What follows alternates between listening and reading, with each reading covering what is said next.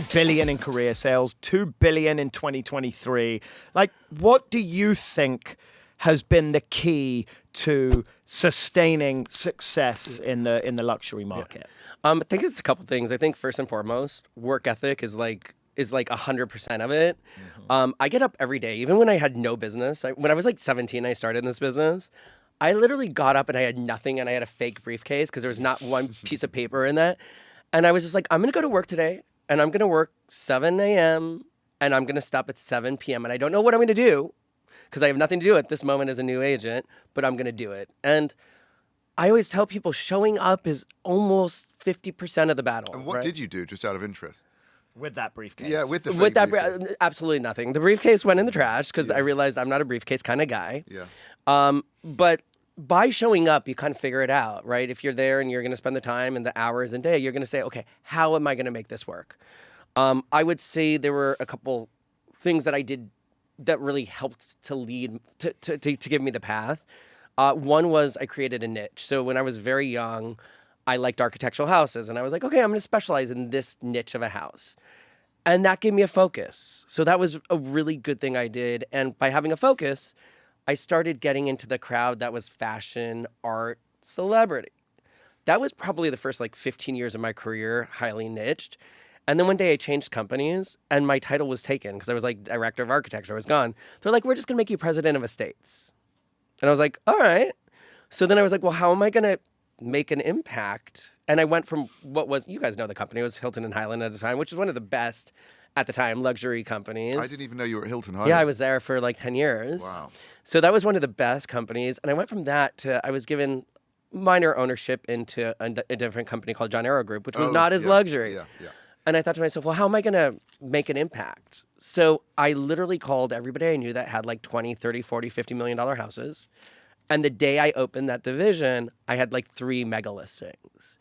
And so it's a little bit of showing up, hard work, but curating what you're doing, where you're going, and being ahead of the curve, and seeing where the market's going good and where it's going bad, and knowing that if you're not a step ahead, you're a step behind. 5 steps behind. 5 steps. Right? And in this business, you guys know it's so competitive. When you lose, you lose. And when you're winning, you're winning.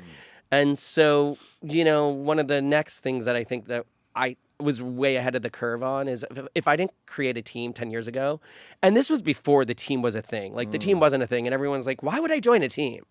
And so I didn't have anybody that wanted to join. So we had to get agents, teach them, train them, show them why a team could work. But that was also a game changer for me because we had the mega team before the mega team existed. Yeah. And I credit that because if I didn't have that, I probably would be in a very different place today. I love that. I really like what I hear, which is he had intention behind everything he did. Everything. Right? And yes, the briefcase. I also love that you quickly realized that wasn't true to who you are. And I think so many people that might follow you or us or the next agent, we always talk about it. Be true to who you are. Don't try and be the briefcase person if you're not the briefcase person, but have intention behind everything that you do and work harder than the competition. We talk about it all the time. 100%. Look at you guys wearing these beautiful sweaters, cardigans. When I was less authentic, I used to wear suits and it just didn't feel right. And I remember one day I spilled coffee. I was driving to my first $100 million appointment. And I've heard that. That was a brilliant line, by the way. I remember I was driving to my first. No, it really was. It was like $100 million appointment. Great and I had a suit on and it looked great. And I spilled my coffee and it was all over my white button shirt. Yeah. And I was like, what am I going to do now? And I couldn't go home. I didn't have time. I was already a little late. So I went in with a T-shirt. I had one T-shirt that was clean in my back seat. I went in. I got that $100 million listing. It was my first one, and I realized I just felt better in wearing a T-shirt, and real. That's authentic to me. Yeah, and I'm gonna own it. And that was also in a different world where today there's a lot of everything in our business. Yeah, but back then it was pretty streamlined. It was pretty standard, and so you guys, we all pave our own path. Yeah, I love it. Honestly, be authentic and be true to who you are. 100%. Your T-shirt's very nice. Thank you. I mean, it's like a $20 T-shirt from H&M, but thank you. And I love it. It's very nice. Maybe not. I'm not sure. I mean, it goes back and forth. I'm sure you have some like that. Yeah. Let's move into a topic that we do have to discuss because it is so front and center in our lives right now, which is the wildfires. It's been an insane couple of weeks. We don't need to go into like the weeds of it right now, but obviously the areas that are most relevant to the three of us right now is the Pacific Palisades, right? Where luxury homes have been taken. We heard you on a recent interview mentioning that residents plan to rebuild. We're hearing all sorts of different opinions. We have our own opinion.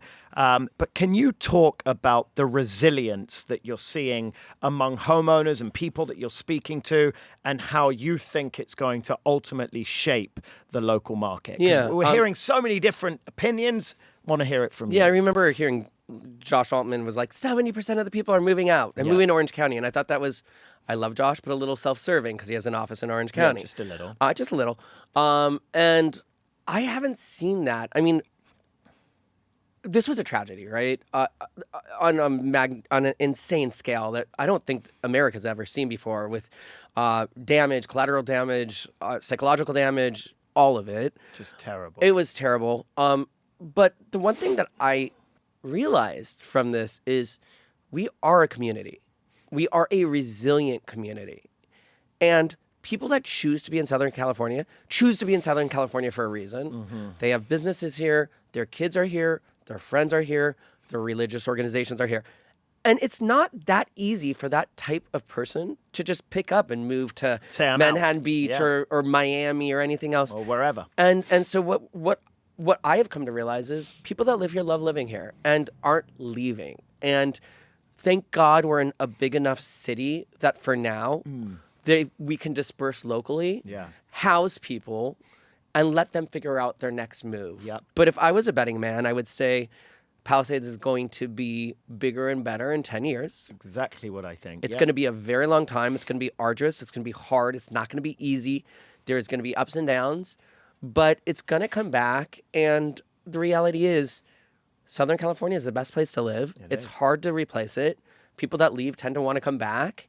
And as long as we have policy change, I think we will recover and it will work great. But the caveat is policy change. I think we can't continue to run the same policies that were bad policies before and expect to rebuild correctly. Yeah, can't have this happen again. We can't. Be Not a only that. disaster. Not only that. I mean, listen. On top of a disaster. A disaster on top of a disaster. I mean, and it's not just the fire. It's policy. It's taxation. It's lack of being prepared in an emergency. It's bad real estate decisions. Measure ULA, wildlife ordinance. All of these things combined lead towards a state that's in decline that needs to change to get back to where it was. Yeah. And whether or not this will be enough to create change. It better be Which it really better be. It cannot happen again. No, and I think the residents of these areas that are affected, it was a wake-up call. Like, this didn't need to happen. Like, we live in a first world country in a world-class city, and the fact that fires could rampage our entire city and dehouse so many people is super problematic. This is not a third world country, and it doesn't even happen in third world countries. I was just going to say, I'm married to a woman from a third world country, and she is like, this does not happen in our country. How does this happen in the United States of America in 2025? It's So you and I are both married to my husband's Venezuelan, yours is Bolivian. Yep. You're not husband, wife, sorry. Not trying to cause any controversy here. No controversy taken. No controversy. So, you know, my husband said the same thing. Yeah, and he's like, it's mind-blowing. And the fact that there wasn't water in the wells. And I mean, I could go on and on. It was $140,000 to fix the reservoir that they didn't fix, yet they were putting millions and millions of dollars into other ridiculous things. It's Correct. policies. It's policy policy. needs to change. Power lines need to go underground. So many things need to happen, and the government need to get their you-know-what out of their you-know-what and Correct. make change. And specifically the California government. Yes. Like, and I'm kind of happy to see federal Yes. stepping in right now. 1,000,000%. Federal literally told government officials to get their head out of their Yep. to start fixing and moving and not waiting. And that is exactly what we need right now. Amen. Agreed. Amen. Well said. That is a wrap for this episode of Rise Above the Ranks. Thank you to everybody for tuning in and listening and watching on YouTube, Spotify, Apple Podcasts, or wherever you listen to your podcasts. Be sure to like, subscribe, follow for more Rise Above the Ranks and Estate Media, and please let us know who you'd like to see as a future guest on the podcast. Thank you so much.